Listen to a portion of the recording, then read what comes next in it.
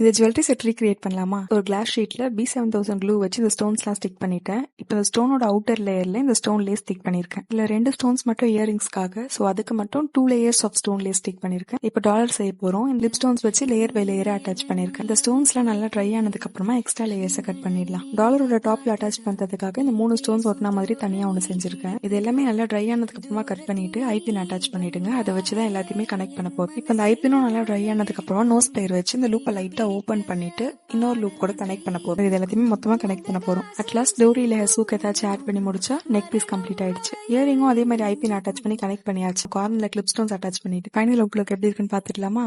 இதோட material details plus full detail video வேணும்னா you can check out my channel. And I got this beautiful saree from Varnam Collections. குஞ்சி குஞ்சி வரவா பட பட பட